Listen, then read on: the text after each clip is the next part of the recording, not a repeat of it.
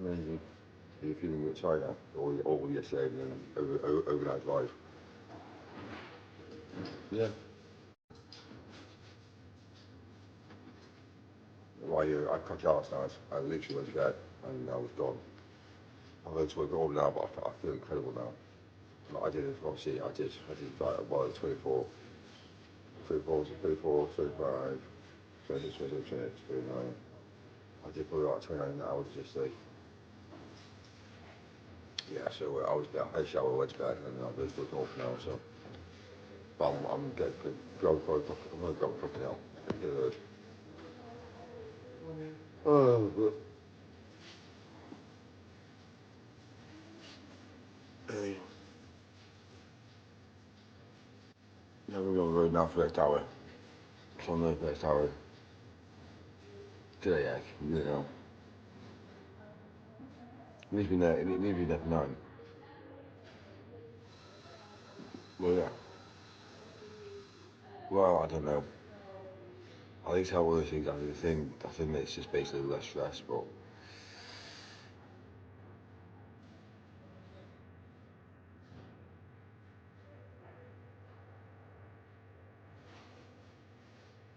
I don't fucking know. The world's broken, it isn't it? As we know. But I slept. So I'm awake now, so I'm awake. So I'm gonna go. I just ordered a coffee for a hello now. You kicked off last night. Why are you angry? What's your name? Oh my god.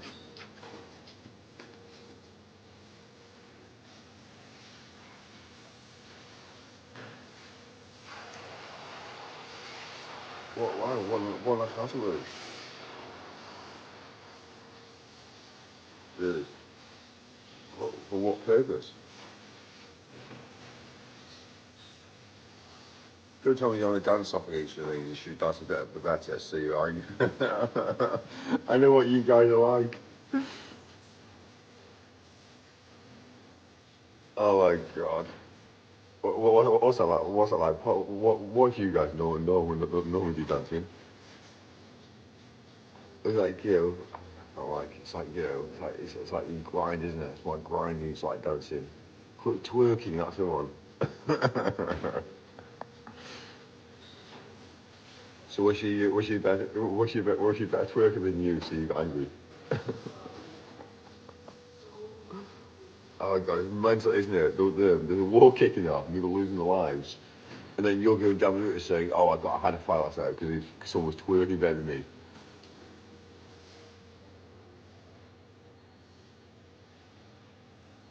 Oh,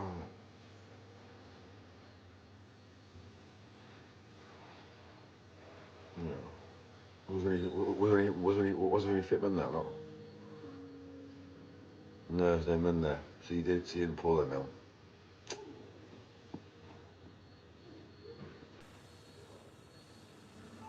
You turned out to be 55. What's wrong with that? What? So okay, fine. So imagine you met me, yeah, and I just randomly said to you that I was age 55. Would you like say, nah? Does age put you off? Oh, thank you. Can you add this to my account? I'll pay you later. Sorry? I can pay for it. Okay, thank you. Amazing.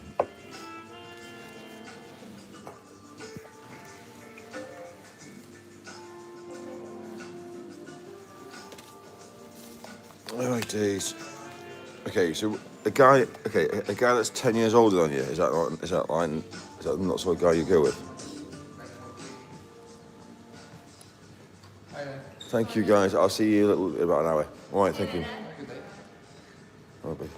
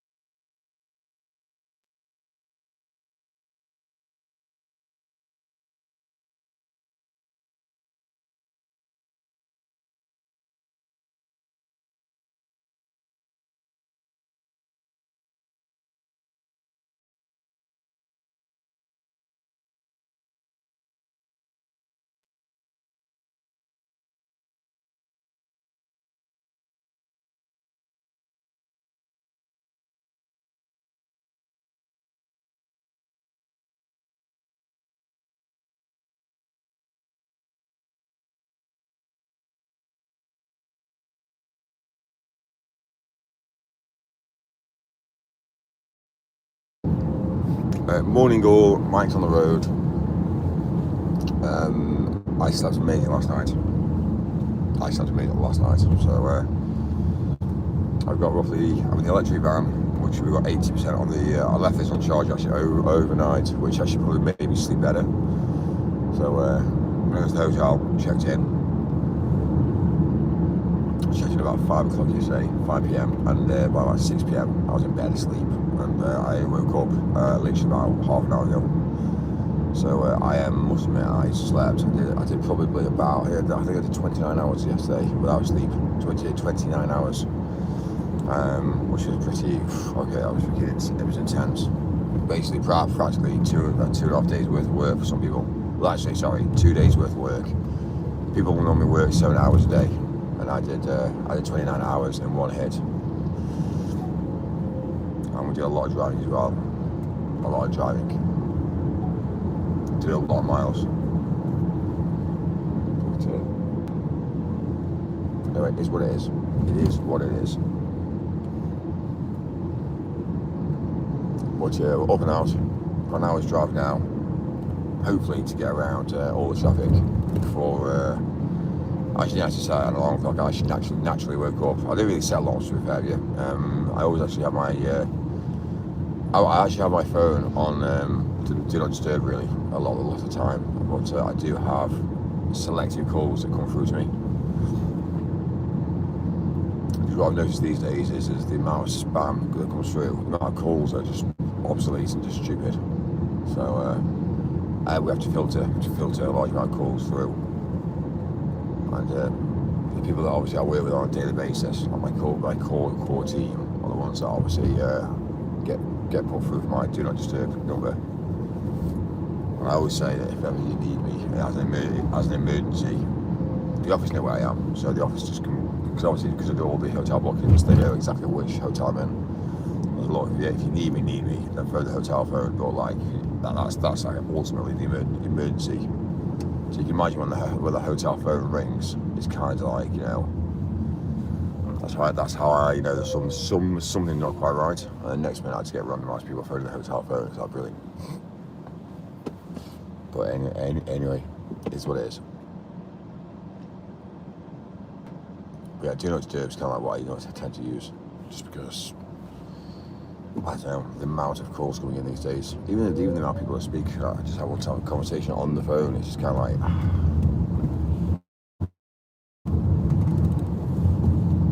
Which is cool. I'm happy to interact, like, which means we can push forward. But if it's just people that are just having just like small fry conversation. Hi Mike, how are you today? I feel like turning around and saying yes, my day's fine, but it's shit. Like everyone else's day's shit. You know what I mean? It's kind of like, yeah, but mine's not shit. No, it is shit because everyone's life's shit. So you know what I mean? It's like nobody's ever perfect. Nobody's ever right. Nobody's ever perfect. So you understand my whole concept.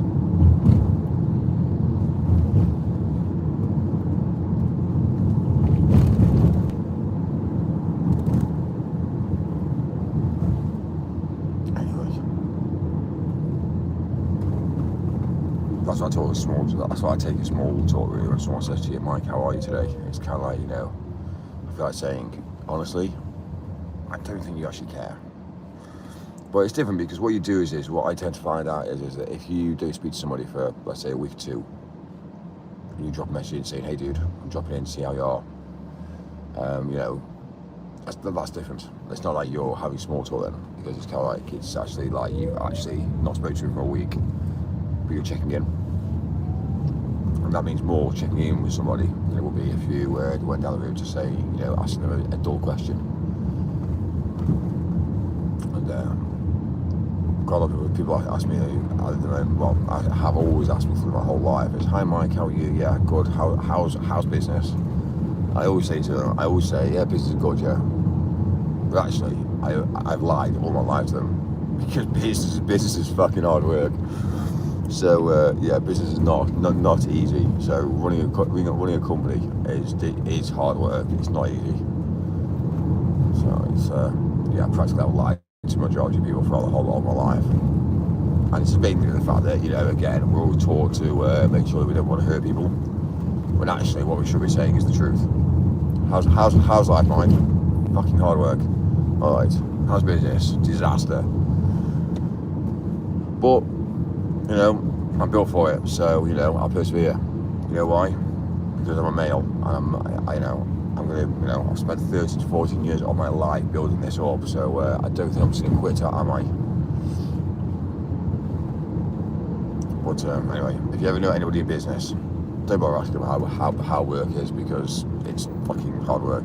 It's difficult. There's no business in the world, nobody, even Elon, who's got potentially a lot of money, potentially. Even he's in the same boat as me. He's still struggling, but he's got different struggles in the world today. You know, he needs, like, say for instance, I don't know. I'd say he'll need probably what, about 85 million to send a rocket to space. That's a lot of money, but that's his stresses, because his stress is being thinking to himself, right, well, I've got 16 million in, I've got quite about 85 million. And then I need to send a rocket to space, you know what I mean? And then he's obviously thinking, great. So straight away, he's still in the same boat as me, but just in bigger figures. The bigger figures they are, the more difficult it is as well. So anyway, 2 secs.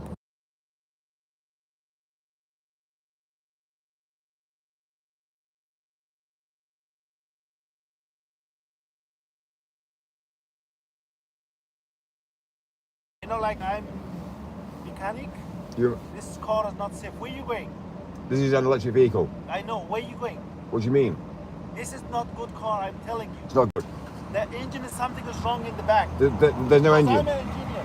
Okay.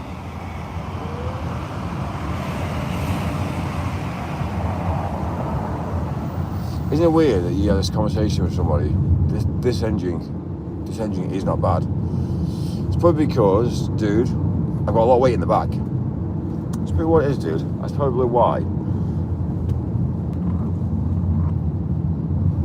I think he's talking about the weight of the vehicle, the weight going up and down, rocking.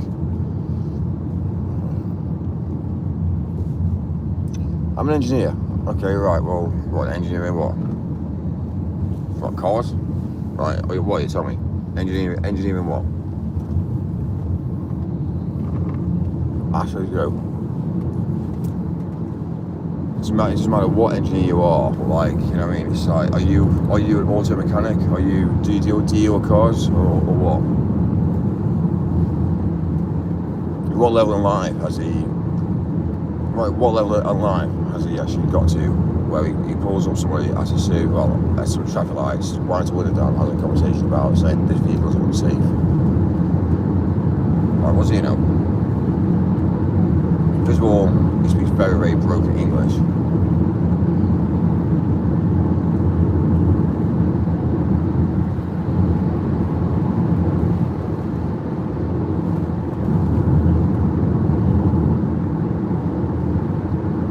My sort of mentality will be, if this was, he knows this is a hire vehicle, as obviously you can tell, you've got the number plate, phone the hire car, come with the car up and report it if it's unsafe. Yeah? Don't tell a driver, because the driver like me is just going to carry on and do what the driver's doing. Don't you agree? It just doesn't make sense.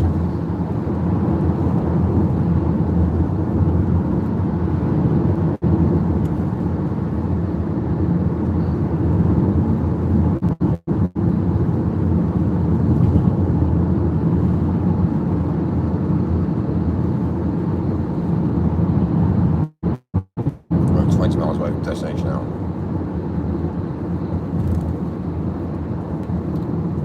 I've actually currently jumped on the road for the time being, really. The reason being is we've had a bit of a slight discrepancy with regards to broken trust. So things been happening behind the scenes. And I've been trying to work out. I've been working out. There's been, for the last 6 months, I've noticed that there's been a bit of something not quite right. There's been a red flag. 6 months ago, there's a red flag, and I've started to look into this. I've started to find more red flags now.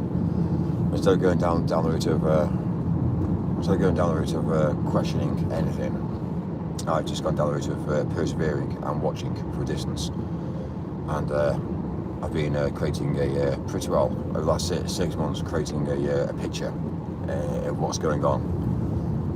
So one thing I will say with humanity is every single person is corrupt. Every single person has the capabilities of theft. Every other person has the capabilities of murder. The capabilities of murder and theft, and obviously pretty well, is human nature.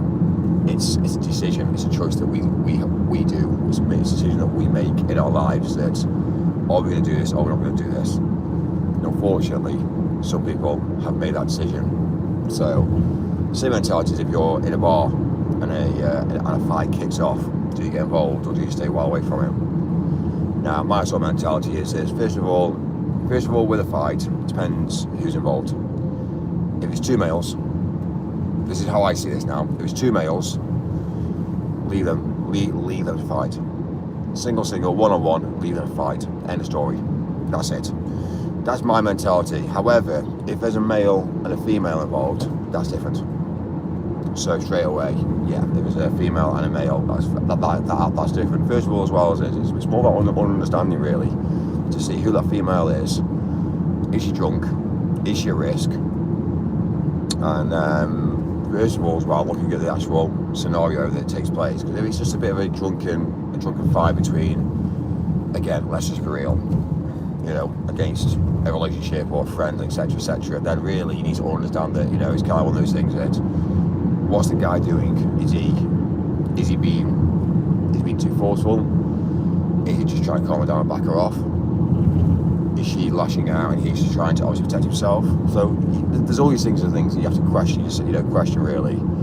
If there's a bloke that's actually attacking a woman, that's a different league, because at the end of the day, if a woman's getting physically hurt from that, then that's when you need to look at that and think, right, no, this has to stop. So that's where I think that obviously then men have to level up and then obviously have to separate them. But the only time it really is you really get involved. Well, the issue you've got is when men are in groups. That's the issue you've got, is when men are literally in groups. If it's a one-on-one fight, just leave them be. There's no need to get involved. And it doesn't really matter if they've chosen to fight. So the minute you start to arrange numbers against each other, that's when it starts to get a bit issue. Because once you've got one person who's obviously against one person, you normally find out that either, let's be real. Let's be a realist in the whole scenario of obviously males. There's men that can self-defend, and there's men that are trained to fight. When I say trained to fight, they're trained. That meaning that they know what they're doing. So, this is the problem you see. People that train to fight have to have that understanding that it's the last resort in fighting as well. So, you tend to have a bit of a stance really. If there's a guy protecting himself, 9 times out of 10, if a guy's protecting himself, he's a fighter, because he knows what he's capable of. So when you look at obviously a scenario like that, you think to yourself, right, okay, well if this guy's protecting himself and he's basically backing off, but he's obviously got a good stance, he's obviously knows what he's doing. He's obviously trying to calm the conversation down, trying to calm the animosity down, but at some point he's showing weakness to calm down and backing off. But at a split second, that's when people lower the guards, because at the end of the day, when he's backing off, people start to get more angrier, and it's kind of like, right, well, straight away, if he's backing off, there's a reason why he's backing off, because he's got a secret weapon behind him. And you always let the opponent try and think that you're weak, because once that happens, they lower their guard, and that's when you make the decision to say, look, back off. I'm warning you. Don't come within 2 meters of me. I'm warning you, back off. And you start walking away, and you start coming away from it. And if they continuously come towards you and approach you, then give it a countdown timer. I say, give you 10 seconds to leave. And unfortunately, you never make that 10 seconds. Because what you're doing is, give that 10 seconds, you're giving them a strike hit at 1. But that's when you don't let that go down to 1. You take the strike before 1. So, You know, when anyone gives you a time scale to leave the area or to leave or to back off, and you deliberately don't do it, that's when you start to understand that this person is going to lash out any second. So if they say 10 seconds to leave, 9, 8, 7, and by about seven, he's already gone in for a strike already. So that's where it gets a bit serious then. Well, he's made the decision. He's made that decision that you are not going to leave him alone, and it's how you're trained.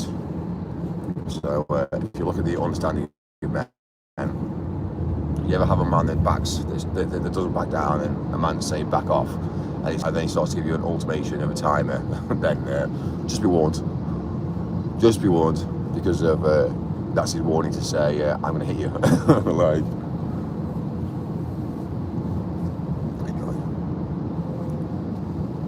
but he's in control. He's in control of that scenario at that point. He's monitored you in self-defense for a few minutes, and he knows this is gonna escalate, and he's not going to get back down.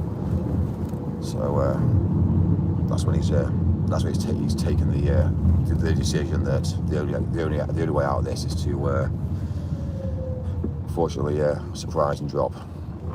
And once you've done that first hit, I'll tell you one thing about a hit. Never punch the side of a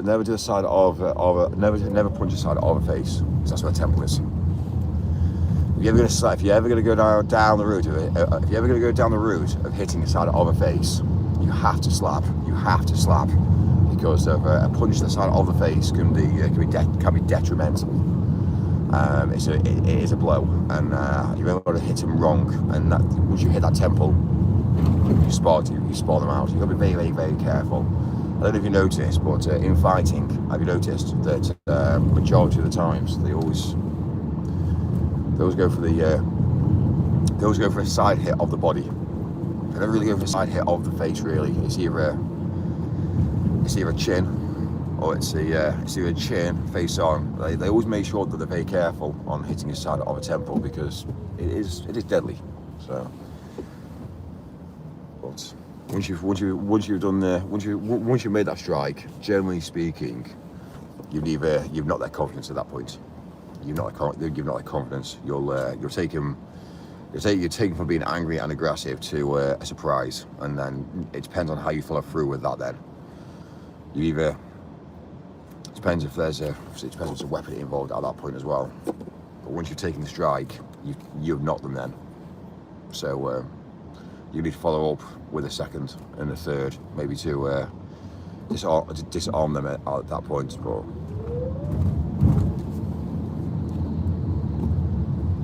again, I'm not a fighter, but I know self-defense in an understanding mentality.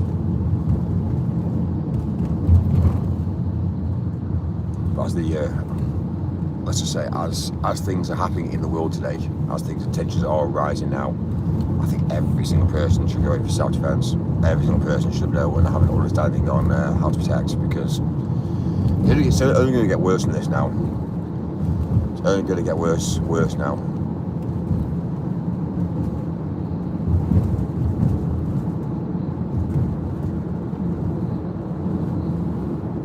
So it really kills me about people wearing belts and things and saying, oh, well, I've got this belt, I've got this, and people pretending to fight.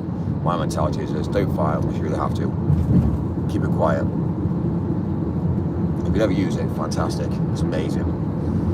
Because that's how life should be. But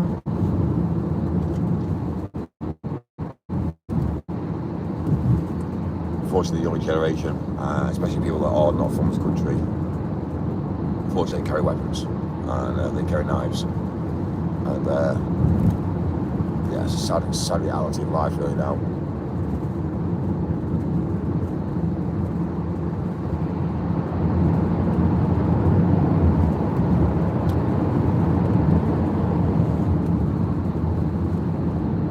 Miles away now as well. We're not even that far. I get to TTS on in a sec. I guess my destination. And didn't actually wake up this morning as well. I did sleep from 5, but on Saturday, I think 6 o'clock last night. And I've just woken up now, so I don't really dream either. It's a bit weird. For me, I just don't dream. When I go to bed and sleep, I'm just knocked out. I'm gone. And obviously, I'm conscious of what's going on, something, but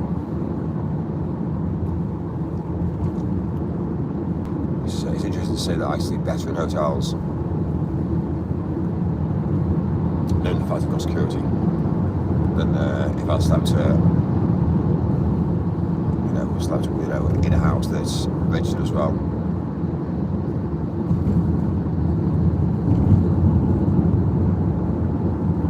Even my pad, no one even knows where that is. So like for me, I sleep amazing there.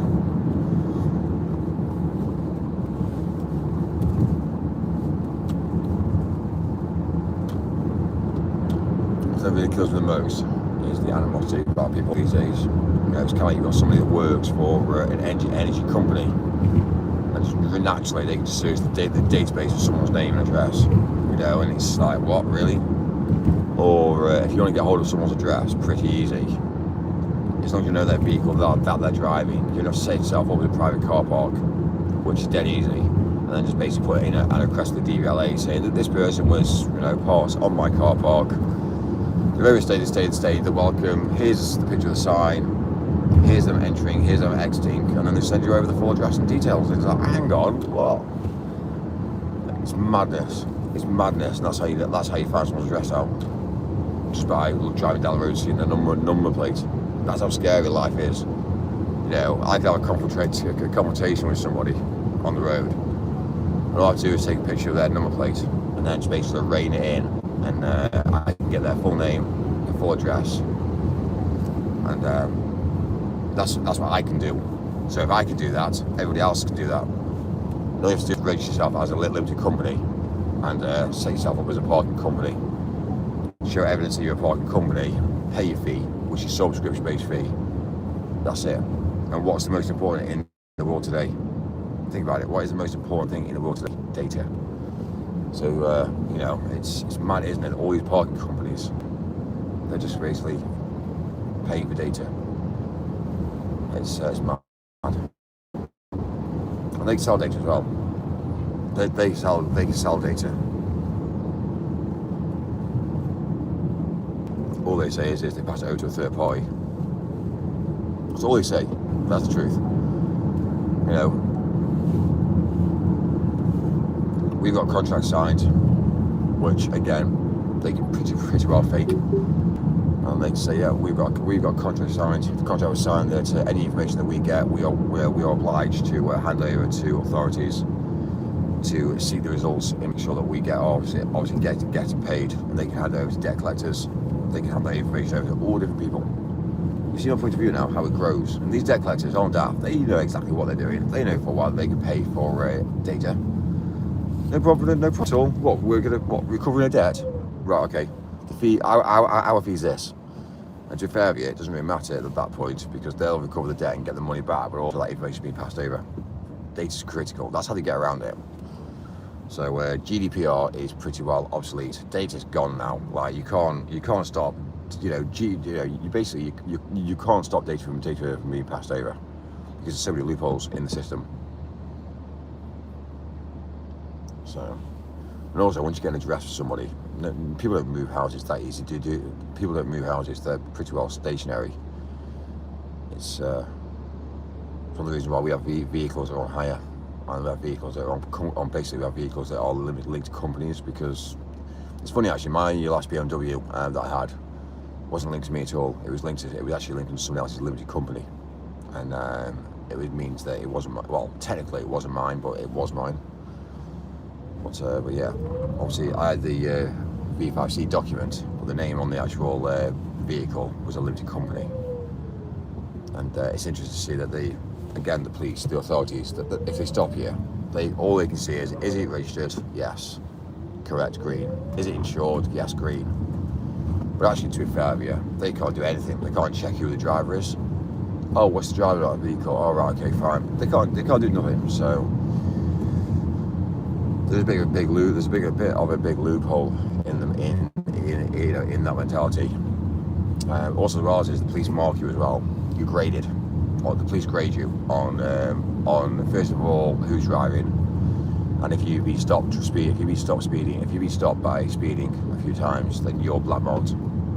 So the police know. So if they're driving behind you and that vehicle flags up on AMPR, it comes up with a rating, and that's why 9 times out of 10 you get pulled over, because there's a rating. So they just want to check your details. And I found this when I actually had a BMW 5 Series when I was younger, and it was suited. It was like, it was a white BMW. It was lowered. It was mapped. It was graded. The back windows and we were all like tinted. Yeah, I got stopped all the time with that vehicle. And the reason being is the fact that the vehicle had been modified, to be fair, yeah. Yeah, I got stopped all the time with that. And the reason being is I got pulled over once, and they got my details. And ever since then, it was just kind of like every time a police car saw my car, the driver behind me and put blue lights on. Because they could really.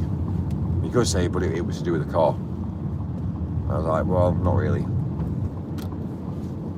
Since I got to higher vehicles now, I've not been stopped by the police at all. And also, since I've been around, it's not the vehicle.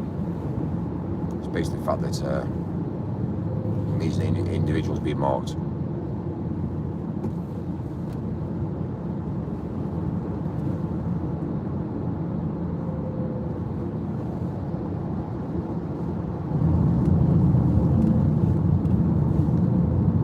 What they'll do is they'll hide behind the system. They're like, the police. You could say, well, why don't the police are outspoken and tell the truth? Just to give them an opportunity. It just basically gives them a message to say, basically, pull over, and they just do it. So it's more like the automated systems in place.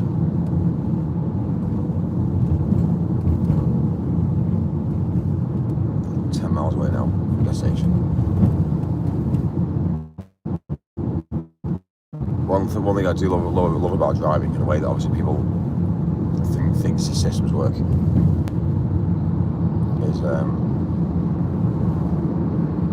the fact of when you go shopping as well. It's interesting. All these systems are all linked together. So security cameras are linked.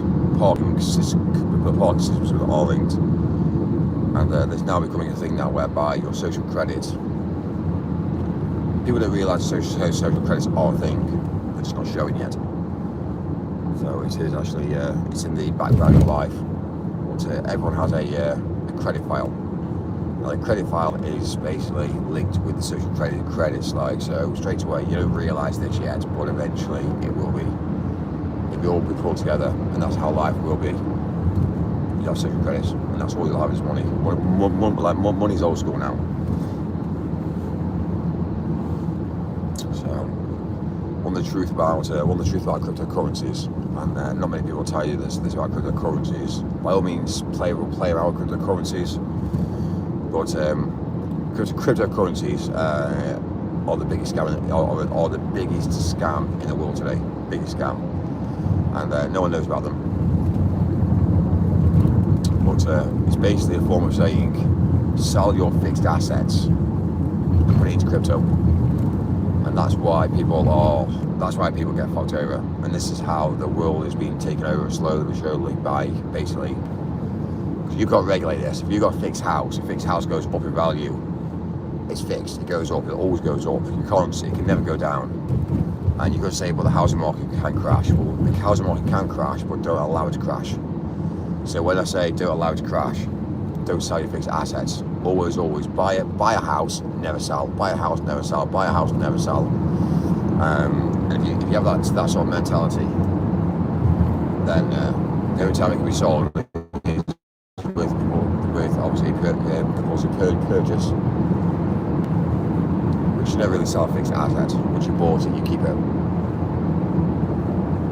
So, and you could say, yeah, but it's going to up in value. Yeah, but that's your net worth. That's your net worth because it's up fixed in value. If you maintain it and keep it, you can always make it look amazing inside, make it look beautiful from the outside, and you can always use it as a fixed asset to make yourself more money in the future. And even if you rent it, even if you rent it out as on like Airbnb, will make it so it's better and better and better each time. So decorate, make it nicer, look at the style it. You should never really sell property. And that's why we have all these houses now that are derelict and all smashed up, and people don't really care about paperwork and things, because if every single person cared, the world would be a really nice place. Look at that house. Oh, it's just been freshly painted. Oh, it's the nicest house on the street. And somebody else sees that and goes, I'm going to pay mine, and it all grows and grows and grows. At the moment, we get bored. Yeah, I don't want to do any work on the house. It's going to cost money. I'm going to buy a new house. Buy a new house, and then next minute that goes to shit. And then the only person that actually gains from that is people that come in, like investors that come in and they just buy it, turn it around, and then rent it. So these are all things and systems that are in place whereby we're told to get older, sell a house, have a kid, have 2 kids, never need to move again, and it's keeping the money spinning. But technically, guess what? You never actually get rich. You never get rich. You just keep on floating the money in society, and that's whereby really we need to kind of like restrain that and stop that from happening. Really, a lot of the Muslim community, the Jewish community, they don't believe in paying mortgages. So that's why they live at home with the parents in big houses until they can afford to buy a house outright, and they'll go buy a house outright, and then they do the same again. And that's how it actually works. But with British people, they're sold a lie, and then the next minute, once they're sold a lie, guess what happens then? Mass immigration. It's mad, isn't it, how low it actually works when you start to plan it and think about it.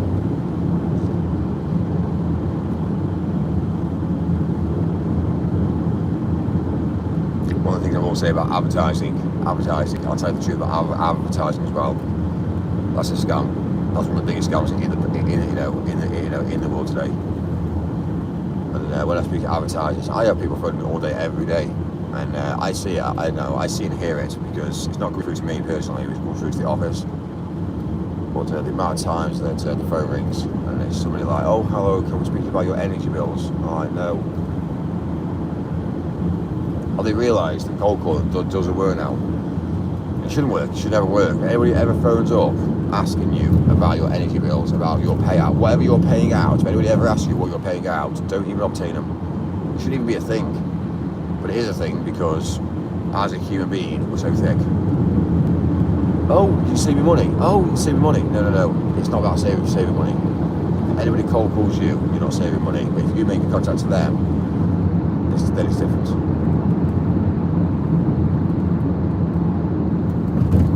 Oh, well, that's cool. So we've just gone through a tunnel. And the air stopped. No, come back on. It's come back on now. I didn't realise that. That's pretty cool. So when you go through a tunnel, it stops blowing in, it stops blowing air in. However, we are blowing in air from the inside, because in London, one thing that people don't know is when you're in London, you don't want to be sucking in air from outside, because all you're doing is sucking in the smog. And as you can imagine, all these dirty vehicles are on the road right now. You're sucking in, you're breathing in the air. If you're outside now, it's not very nice.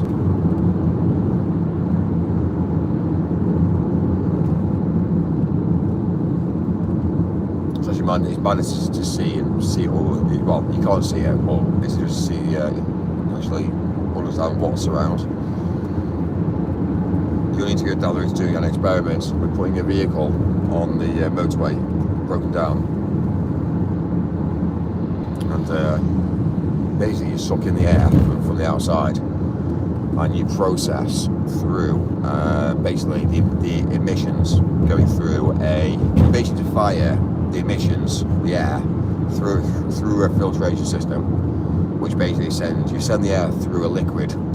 Basically a liquid is like a gauze, so the air comes in, the liquid comes down, not quite like that, but it's very similar to that.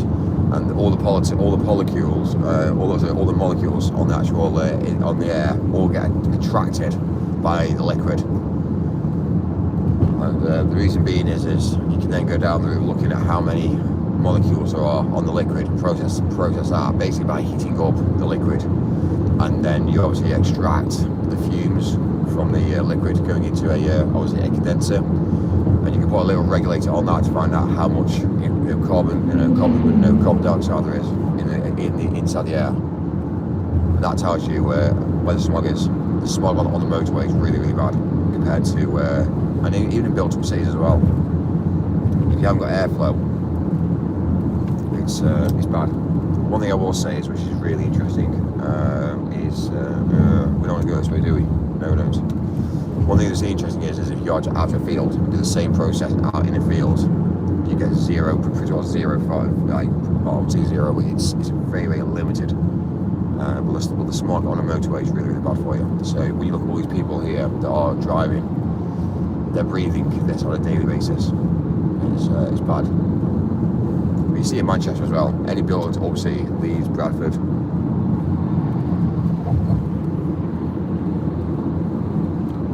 I see this, but then you look at obviously people that are obviously selling food on the side of the road. All that smog, all those like little particles that are attaching themselves to that fresh fruit outside these little small little supermarkets or mini markets. And the guy is just saying, "Oh, it's fresh, it's fresh, it's fresh." It's really not. It's poisonous.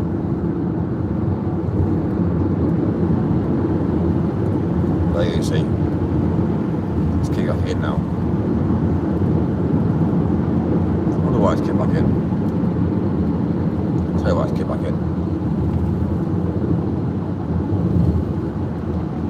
We're like 8 minutes away now from destination.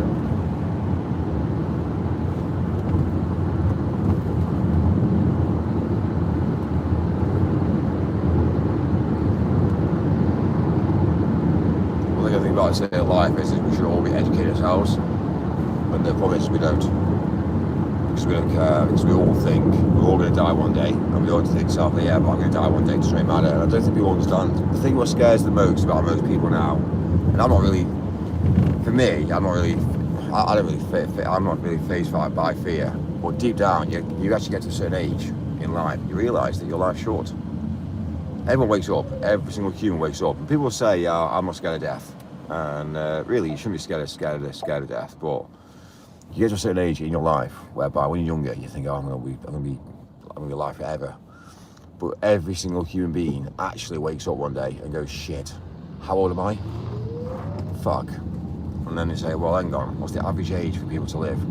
And they realise that their life on earth is short and limited. And it makes you think twice on everything you ever do going forward. And do the research. Go on the internet and type in what is the age of an average man, an average woman, and look at your age. Look at the amount of hours you have left on planet Earth. And obviously, hypothetically, you might have an extra few hours. You know, you might have an extra few more days, you might have an extra few more months. But when you look at the reality of life, it is short. So it does make you think. And I'm not saying this in a negative way. What I'm doing is I'm allowing other people to think differently now, because what you need to do is you need to look at life and think, right, am I going to be angry with somebody today? Am I going to beat my horn at somebody today? Do you know what I mean? Am I going to... And this is what I think about uneducated people. If you ever drive down the road and you've got somebody beeping their horn, they're uneducational. They are thick. Like, and that's how I now see it. And unfortunately for me, it doesn't matter how clever you are, it doesn't matter what you studied to say I'm intelligent. If you're going down the road and beeping your horn, you are uneducational. You are thick. End of story. Because you haven't understood the basics to life. Yes, the horn's there for a reason. If I'm stuck in traffic now and I'm on a red light and the car in front accidentally puts their car into reverse, I'm going to press my horn. Now that's different. But if you're doing it whereby you're angry and you're pressing that horn, then straight away that's when you've lost control. You've lost control of that moment in life, and people know it as well. And when you beep your horn, you stick your finger up and you start to get angry. Other people see that and go, who is that person? And then straight away, it depends on the scenario at that point. If I'm white and they're black, straight away, what's going to happen then? It then changes. The dynamics change from somebody getting a bit angry to a racist matter, then a racist political matter. And that's when you start to realise the difference. So, but anyway, it's interesting to see. And it's not even about the rich to the poor, because if you see about the rich to the poor, it doesn't really change things, really. There's a guy, there's a load of, we've got here, there's a place here called Fruit and Veg, open 365 days. They've got all the fruit outside their place now. And, do you know what I mean? They've got pallets, they've got forklifts, they're using they're basically bringing all the fruit out onto the street now, right next to where all the traffic is. And if you go in there and speak to them and say, guys, you do know that what you're doing is damaging people's health, they'll be like, no. But I say, yeah, it's a small place as well. What we'll do is I'll do a YouTube video explaining this, and I will also go down the route doing a carbon capture and actually show people what carbon capture is. And I'll show you the results of a city centre compared to obviously out in the countryside.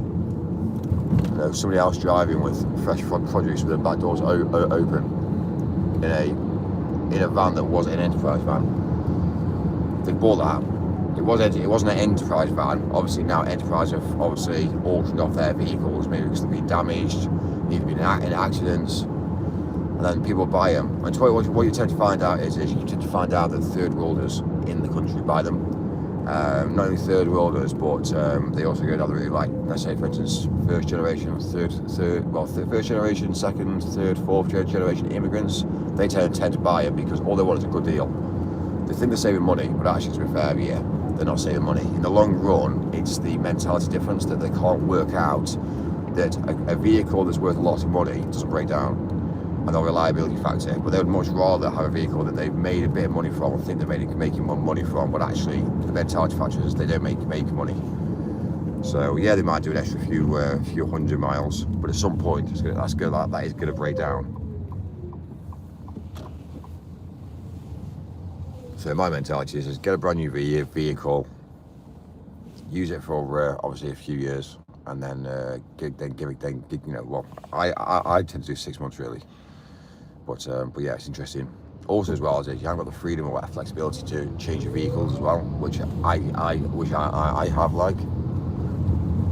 So having an electric vehicle in a city is better for doing short miles and slow speeds. So for instance, if I'm driving 20 miles an hour through London, driving an electric vehicle is better because I'm actually now getting 130 miles to 140 miles on one charge. When you come across the difference between, again, a fuel vehicle, again, it's different. And the chance of them breaking down as well is much higher. I see vehicles on the day by day basis up and down the motorway broken down, and it's like, well, why are they broken down? And you could say, I've seen you break down before, Mike. Everybody can break down at any one point. We understand that, but if you service a vehicle and maintain a vehicle, you won't break down. And obviously, that's how I run it for me. But because I hire vehicles, it doesn't matter to me. So, no, it's not my vehicle. It's not my vehicle. It's not my prerogative. If I'm hiring a vehicle, it's not for me to service their vehicle. It's not for me to go down the route. All I do is report back every single 100 miles or whatever I do. And I think it's every single week we send the mileage into the hire company. Now it's down to their jurisdiction to take that information and say, right, we need to service this vehicle. Because as long as you do services every so many miles, you can look after a vehicle. Unfortunately, the hire company don't care. One thing I've noticed with the hire company is it is a franchise business. But for me, I could put systems in place whereby I can save the company millions and millions and millions just by putting systems in place to protect vehicles, protect assets. You know, the problem is with the franchise business is nobody cares. because they just want to make as much money as they possibly can at that point in time. And again, what I've also noticed is to become a franchise of, let's say, enterprise, for instance, there's a big down payment. They make their money on the down payments to set up. So they might say the down payment is 100,000, or they might say the down payment is 85 grand upfront payment to set up. That's how they make their money, and that's how they grow as well.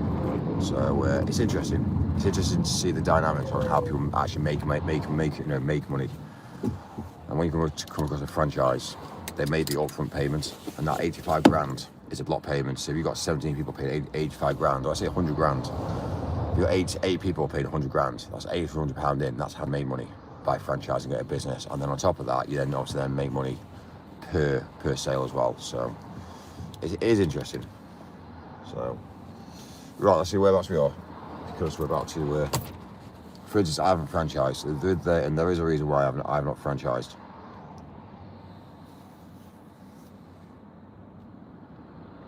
My customer service levels are really high, but unfortunately, enterprises' customer service levels are again quite poor. Really, they should have hundreds and millions of positive reviews and no negativity. But unfortunately, you give an asset out, and you give an asset out, and it comes back damaged, you're gonna get a negative review, and before you know it, yeah, eventually your rates go down. So franchises will always end up failing at some point. Unless you're McDonald's and you get supported by the government.